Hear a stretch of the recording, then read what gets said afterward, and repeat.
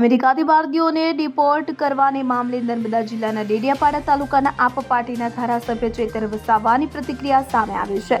તેમણે અત્યંત ગંભીર મુદ્દા પર પોતાની વાત રજૂ કરતા જણાવ્યું હતું કે ગુજરાત સહિત સમગ્ર દેશમાંથી લાખો લોકો પોતાના સ્વપ્નો સાકાર કરવા માટે અમેરિકા જાય છે। 75 લાખથી 1 કરોડનો ખર્ચો કરીને, દેવા કરીને અને જમીનો વેચીને તથા વ્યાજે પૈસા લઈને પણ કેટલાક લોકો કામ ધંધા માટે, રોજગાર મેળવવા માટે તથા સ્થાયી થવા માટે અમેરિકા જતા હોય છે। પરંતુ હાલ બીજી વખત રાષ્ટ્રપતિ બનેલા ડોનાલ્ડ ટ્રમ્પે ડિપોર્ટેશનની કામગીરી કરી છે। પહેલી ખેપમાં 104 જેટલા ભારતીયોને અમેરિકાના લશ્કરી પ્લેનમાં બેસાડીને અમૃતસર લાવવામાં આવ્યા અને તેમાંથી 37 ગુજરાતી હતા કે જેમની સઘન પૂછપરછ કરવામાં આવી છે। આવી રીતે વસવાટ કરવા ગયેલા ભારતીયો પર આજે એક જોખમી તલવાર લટકી છે કે જેમાં 2 લાખથી વધુ ગુજરાતીઓ છે।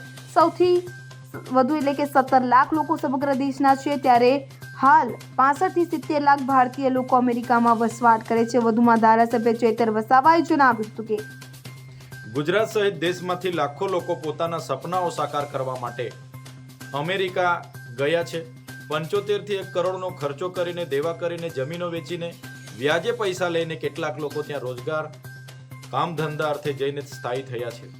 ત્યારે બીજી વખતના રાષ્ટ્રપતિ બનેલા ડોનાલ્ડ ટ્રમ્પ દ્વારા ડિપોર્ટેશનની કડક નીતિ અપનાવીને જે ભારતીય પર એમણે કડક વલણ અપનાવ્યું છે, ત્યારે પહેલી ખેપમાં 104 જેટલા ભારતીયોને લશ્કરી વિમાન 130 સી પ્લેન દ્વારા અમૃતસર લાવવામાં આવ્યા।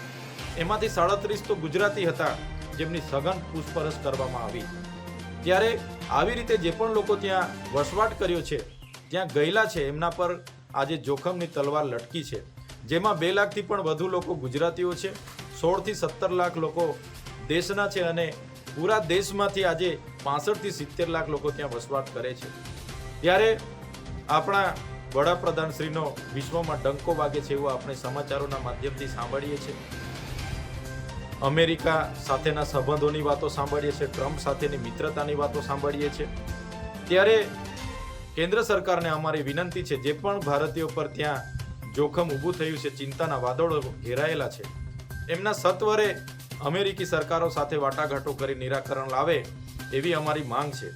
સાથે આપણે વિશ્વગુરુ બનવાની વાતો કરીએ છીએ, ગુજરાત મોડલની વાતો કરીએ છીએ, ત્યારે ગુજરાત સહિત પૂરા દેશમાં એવી રોજગારીની તકો ઊભી કરવામાં આવે, જેથી કરીને આવા કોઈ પણ વ્યક્તિ પોતાના પરિવાર સાથે વિખૂટા પડીને વિદેશ ન જાય અને આવી જોખમની નીતિ ન અપનાવે।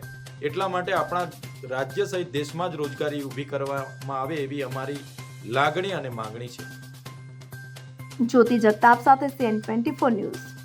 હવે જુઓ દેશ દુનિયાની તમામ ખબરો તમારી આંગળીના ટેરવે।